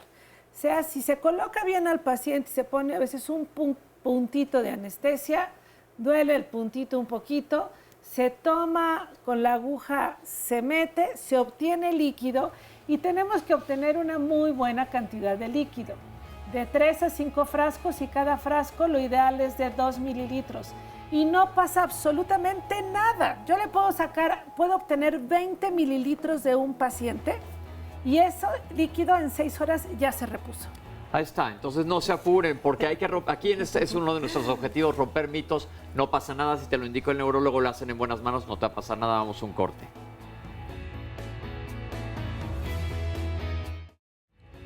El lunes de la próxima semana nuestro tema será importancia del manejo integral del cáncer de mama. Y es que afortunadamente en cuanto al tratamiento y todos los avances médicos, pues desde luego se ha tenido un muy buen avance y por eso yo creo que se enfoca de una manera diferente. Pero ¿cómo viven las pacientes precisamente con esta enfermedad? ¿Qué pasa con la parte emocional? ¿Se atiende? ¿En realidad es un tratamiento integral? ¿Qué tanto afecta entonces o puede ayudar o coadyuvar el apoyo de las redes precisamente, de los familiares, de las amigas, los amigos, pero además en las instituciones médicas, qué tanto la parte entonces emocional se toma en cuenta y da mejores resultados, porque cuando baja el nivel de ansiedad de una paciente con cáncer de mama, evidentemente si no tiene miedo, creo que responde mejor al tratamiento, y para eso vamos a hablar con las y los expertos en este tema el próximo lunes. Y si quieren venir aquí al estudio, entonces marquen ahora mismo al 5341 4435. Vamos a ver el resumen de la segunda parte. Ahora, es muy difícil diagnosticar a veces una tuberculosis meningea. Generalmente es tuberculosis pulmonar, de las extrapulmonares la ganglionar, y luego ya de ahí muchísimas otras. Si usted es mexicano, diabético y tose, tiene tuberculosis hasta no demostrar lo contrario, ¿sí? El primer factor de riesgo es ser VIH. El segundo factor es estar en estado de pobreza. O sea, del 95% de la población que sea PPD positivos, solo 5 a 10% van a desarrollar la tuberculosis activa. Y el tercer factor que no se había documentado antes es el tabaquismo. Por ejemplo, también otra población que es importante es los pacientes con enfermedad renal crónica. Pero el siguiente factor es tener policonsumo en drogas. Los diabéticos hacen lo mismo que en la TB pulmonar. Los que no sea VIH y un paciente VIH que no se había diagnosticado previamente, que se está diagnosticando en las últimas etapas del VIH, la mortalidad a nivel mundial se puede asociar hasta en un 80%. El tratamiento es muy largo, es mínimo de 1 año si todo va bien. Conforme el tratamiento va avanzando y el cerebro se va recuperando, es lento volver a encontrar ese equilibrio. Si se presentan nuevos síntomas o el paciente se agrava, a veces hay que regresar, reestudiar y volver a colocar tratamiento. Lo maravilloso es que siempre les digo, este es un año muy difícil, pero va a pasar. Necesitamos nada más hacer la lucha y ganar la batalla. Bueno, más comentarios aquí en las redes sociales. Nos dice Garcetor, mi hija tuvo tuberculosis y perdió un seno a causa de ello. Se le quitó y estaba embarazada cuando tenía la tuberculosis. ¿El bebé o la bebé corre algún riesgo? A ella le dieron solo 4 meses la dosis. Dora Guerra nos dice, ¿y la cortisona acaso no tiene efectos secundarios como caída de dientes, de cabello, de uñas, aparte de que te inflama? ¿No hay otro tratamiento para la bronquitis que no te deje, pues, tan amolado? Aquí lo pone de una forma diferente. Angelitos nos dice, vacunar es prevenir. Una campaña referente a la tuberculosis sería importantísima. Las prácticas sexuales de riesgo pueden, aparte de infecciones sexuales, relacionarse con el tema de la tuberculosis. ¿Qué porcentaje de personas quedan con alguna alteración? ¿Es posible que hablen del número de personas que viven con discapacidad relacionada por la enfermedad? Laura Hernández nos dice, tengo 2 nietas de 7 años a las cuales su pediatra no las quiso vacunar porque dijo que la tuberculosis estaba erradicada. Justo ya me dice la doctora, y bien dicho, esta ya la pasamos. María Eugenia, me hicieron una prueba de tuberculosis hace 50 años y resultó positiva. Nunca me pusieron la vacuna. ¿Continúo siendo una portadora de la enfermedad? María Arzate, ¿de qué manera podríamos protegernos el resto de la población para no contagiarnos de tuberculosis pulmonar y de todas las que mencionan, sabiendo que el virus viaja tanto mediante vía aérea, pudiendo contagiar fácilmente los pulmones? ¿Cómo poder prevenirlo de manera efectiva? ¿De qué forma protegerse cuando se encuentra en el medio ambiente? Jorge Avia, quiero felicitar a Canal 11 y a los especialistas por tratar este tipo de programas para que se hagan conciencia sobre la importancia de la tuberculosis. Silvia Muñoz, tengo un chico de 18 años, nunca le pusimos la vacuna de la tuberculosis. Mi pregunta es, ¿ahora vale la pena ponérsela? Esta otra llamada es de María del Carmen Díaz y nos dice, hace un mes siento que mi cráneo se quema, me hormiguea y todas las noches tengo fiebre. El doctor que me revisó dijo que estoy así por un queso que comí, pero yo quiero saber cómo puedo descartar que sea tuberculosis, en dónde me puedo atender. Sofía nos dice, buenos días, la verdad es que el comentario de que una persona que te ayuda con el trabajo doméstico en casa pudiera contagiar a los miembros de la familia no me parece el más adecuado. Entiendo que la población menos favorecida económicamente o con algunos problemas de higiene puedan ser más proclives. Sin embargo, no habría que generalizar. Bueno, evidentemente yo creo que estoy de acuerdo. En un principio se decía, si el 33.33% de la población mundial padece la enfermedad, no está focalizado así en todos los países. Hay algunos que tienen muchos más problemas, pero tampoco podemos caer como en la generalización. Y había otra pregunta donde nos dicen, bueno, ¿qué tanto también puede existir un factor hereditario en esta enfermedad? O en esta ocasión no hay nada de acuerdo a este tema. Parte de las preguntas, se quedan algunas, pero bueno, es momento de responder a todas las que nos han llegado. Gracias. Doctores, entonces tenemos poco tiempo, vamos a tratar de contestar brevemente las dudas. ¿Me puede causar hidrocefalia? Sí. Ok. Tengo un niño de 1 año y medio que tuvo una gastroenteritis con mucha fiebre y convulsionó y quedó con daño cerebral. Y después hizo encefalitis. ¿Este es un diagnóstico diferencial? ¿Pudo haber sido tuberculosis? No, por la respuesta pareciera algo viral, pero bueno, es difícil saberlo así en retrospectiva. Además, se supone que debería estar vacunado, ¿no? Ok. Que lo protegería contra las formas graves de tuberculosis. ¿Los adultos mayores tienen mayor riesgo? Sí, también. Los mayores de 65 años, de acuerdo al programa, la estadística, hay un pico alto. Y sobre todo si están en hacinamiento, ¿verdad? No, es un paciente más bien, frágil. Es que ya después de los 65 años hay un término, ¿no? Que se dice la senescencia. O sea, bajan las defensas, Ok. pero aparte tienen EPOC, tienen diabetes, tienen falla renal, o sea, son otros factores también. Tuve fibrosis pulmonar secundaria, tuberculosis a los 14 años. ¿En México se hacen trasplantes de pulmón? No, ahorita no. Por lo pronto no hay. ¿Cómo saber si tengo tuberculosis? Esa es una pregunta muy interesante para todas las formas de tuberculosis, porque en tuberculosis es un constructor el diagnóstico. Primero son el cuadro clínico, los síntomas. Después la radiografía. Y radiografía, por ejemplo, para pulmón, radiografía de tórax. Abdomen, se puede tomar una tomografía, que es TB meningia, una resonancia magnética. O sea, es todo el gabinete. Y el análisis de laboratorio, o sea, vaciloscopías, GeneXpert. Por ejemplo, en TB meningia hay otra prueba que se llama ADA, que a nosotros nos da la certeza también en el 95% de los casos. Pero esto tiene que ser indicado por un médico, no es Claro, alguien que vaya al laboratorio a hacerse esto. No, claro. Y la otra parte del constructor es la respuesta terapéutica, porque va a haber pacientes con tuberculosis que tengan las otras 3 partes todo negativo y sea un caso de tuberculosis. Entonces estamos obligados ante la sospecha a dar tratamiento. Si no le encontré ninguna otra enfermedad y se curó con el tratamiento de tuberculosis, se confirma el caso. Okay. Tuberculosis ganglionar bajo tratamiento por 6 a 9 meses. ¿Cuánto tiempo debo tomar el tratamiento? Porque me da mucha náusea.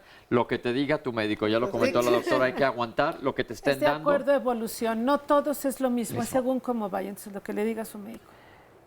Aquí hay varias preguntas que voy a resumir en una sola. La persona de Sinaloa que habló que su pediatra le dijo que no existía tuberculosis, ya vimos que sí. Y toda la gente que dice no me vacunaron de chico, ¿me pueden vacunar? Hay varias preguntas así. Sinaloa es uno de los estados más afectados en tuberculosis. Sinaloa, Sonora y el que tiene la tasa más alta de todo el país. La tasa en el país es de 17 casos por 100,000 habitantes a nivel nacional. Pero, por ejemplo, Baja California Norte tiene una tasa de 58 por 100,000. Entonces, todos esos estados del norte es importantísima la vacunación. Okay, todos los niños se pueden vacunar hasta los 14 años. Hasta los 14 años, esa es la respuesta. Pero como estamos en una zona endémica, primero yo, un muchacho que no ha sido vacunado de 13, 12 años, tengo que ver si no hay nadie con tuberculosis cerca de él. Si él no tiene tuberculosis activa, ya que estoy segura de todo eso, puedo proceder a la vacunación.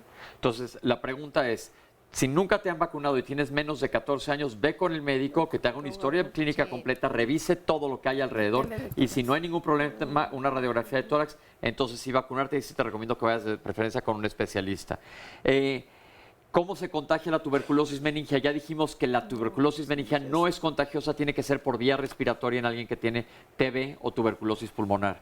Mis niños del 94, 96, 98 no se vacunaron, es la misma respuesta. A los 13 años me puedo vacunar, ya dijeron que hasta los 14, una vez que te lo indique el especialista, asegurándose que no tienes tuberculosis ni que nadie a tu alrededor lo tenga. ¿La BCG, la vacuna, protege toda la vida? Protegen el 80% de los casos para tuberculosis meningia y para tuberculosis miliar.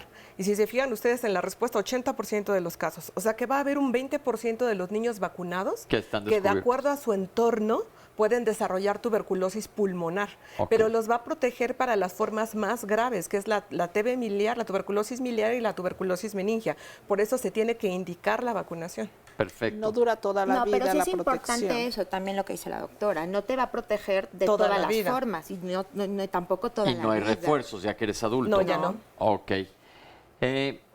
Factores de riesgo en enfermos crónicos, ya hablamos de ellos, la sintomatología también ya se habló ampliamente. Hubo una persona que dijo que, y esto no tiene que ver con tuberculosis, pero que le dio asma por Pseudomonas aeruginosa. Yo me imagino que haber sido una neumonía más bien, con una respuesta inflamatoria y tiene mucha tos residual. Ahí te recomiendo que vayas con un infectólogo y veas si ya se resolvió. La Pseudomonas es otro bicho. Un neumólogo es lo correcto. Un neumólogo, sí, es un bicho diferente que no tiene que ver con quedó esto. sensibilizado. ¿Cuáles son los cubrebocas que sí sirven? Los de alta eficiencia. Pero ahí es importante decirlo. Por ejemplo, un paciente con tuberculosis pulmonar, ¿verdad?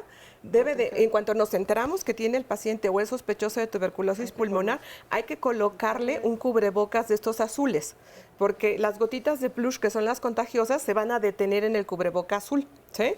Para que así no contagie al resto de su familia y llevar todas las medidas, ¿no? Pero nosotros los médicos, ¿verdad? Tenemos que usar un cubreboca de alta protección, una mascarilla N95, porque el bacilo mide 0.5 micras, entonces puede ser inhalado a través de esos cubrebocas azules.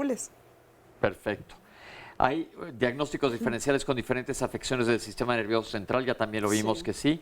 ¿Y cuál es el impacto que cobra en familiares? Ahora, estaban hablando de cáncer de mama. Cáncer de mama, que lo van a tocar después ustedes, es parte de gastos catastróficos, ¿no? Viene en las enfermedades de gastos catastróficos. Y tuberculosis no está en gastos catastróficos. Y si ustedes le preguntan a Daniel José, que está aquí presente, ¿verdad? Que estuvo 1 mes y medio hospitalizado y que 1 mes se la pasó en la terapia intensiva de infectología, con traqueostomía, intubado, etcétera. Y luego las resonancias de control que nosotros vamos haciendo. O sea, si ustedes le hacen la cuenta, ¿verdad? A Daniel José y a su familia de todo lo que ha gastado, debería de estar tuberculosis meningia en gastos catastróficos. Y ahora, y es una enfermedad importantísima en nuestro país porque es la forma más mortal de tuberculosis y porque cada año se están reportando más y más casos. Vamos a tratar de seguir contestando, se nos está acabando el programa, perdón, doctora. Una chica de 15 años que tiene infecciones continuas de la garganta, flujo vaginal y dolores articulares, le han pedido factores reumatoides y le dan antibiótico. Yo creo que quieren descartar fiebre reumática sobre todo, y la indicación es, yo creo que la revise un reumatólogo, sobre todo estos dolores articulares en alguien de 15 años. No es normal descartar una enfermedad de tejido conectivo o enfermedad reumatológica.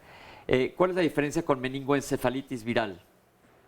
Pues el curso clínico y el agente que lo causa. Las virales son virus y esta es tuberculosis, que es una bacteria. Y la localización. La encefalitis estamos hablando que la célula se infecta, la neurona, y se inflama.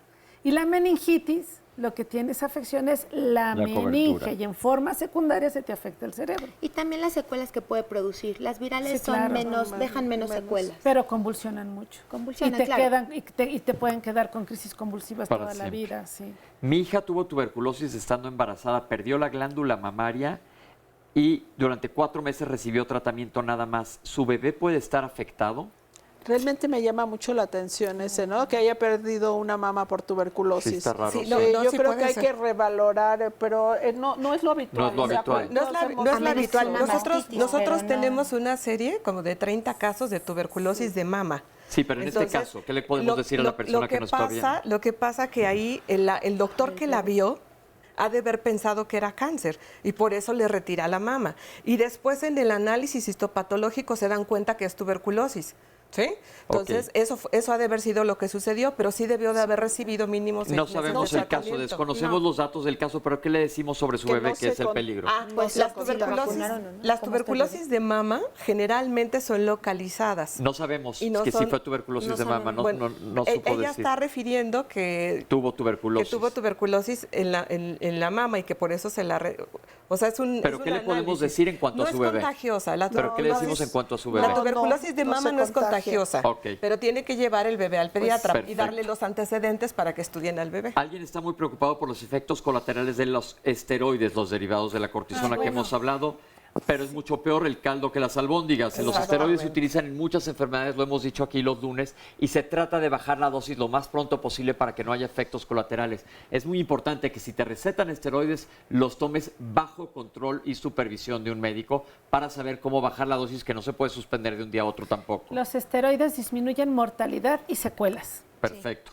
¿Prácticas sexuales de alto riesgo son peligrosas para tuberculosis? Pues si se asocia con VIH, pues sí, pero en realidad no. Ok, perfecto. Hace 50 años me hicieron una prueba de tuberculosis y soy portador. ¿Esto voy a ser portador para siempre? Sí, es la tuberculosis latente, ¿no? ¿Cómo nos protegemos la población general, cualquier persona que esté viendo el programa? Pues creo que ya lo habíamos comentado con un poco las preguntas del público, pero pues no sabemos si una persona que está tosiendo va a tener tuberculosis o no. Es muy complicado eso. Irse a checar. Lo más importante es tener una vida saludable. Ok. Nutrirse, hacer ejercicio. Pero, por no ejemplo, ser los diabéticos, diabético. que es una población altísima en nuestro país ya, esos pacientes pueden recibir tratamiento para protegerlos y que no les dé tuberculosis. Lo que ya hablamos de la quimioprofilaxis. Exacto. Pero Ok. lo ideal sería no llegar a ser diabético. O sea, la Claro, y tener educación una de diabetes bien prevención. controlada. Nos queda menos de un minuto. Tengo hormigueo en el cráneo y fiebre. Dicen que es por un queso. ¿A dónde voy? Vete a checar al doctor y hay que ver cuál es el Al diagnóstico neurólogo. que te han dado, porque esto puede ser hasta una brucelosis. Nada más se hereda la tuberculosis, no es una enfermedad hereditaria, es una enfermedad infecciosa. Llegamos al final del programa. Contagiosa. Oscar, muchas gracias. Y gracias a todas las personas que se comunicaron a través de las redes sociales. Gracias a todo el público, a todos los testimonios que nos acompañaron. Muchas gracias por habernos ilustrado el programa de una manera tan sensacional, porque estamos viendo una situación que probablemente creemos que es de poca prevalencia, pero aunque sea de poca prevalencia es de alto impacto. Entonces es muy importante que hayamos hablado de ella. Muchas gracias, doctoras, gracias por acompañarnos. Gracias. Esto fue Diálogos en Confianza, y a ti en casa, gracias por acompañarnos todos los lunes. Nos vemos aquí la próxima semana. Gracias.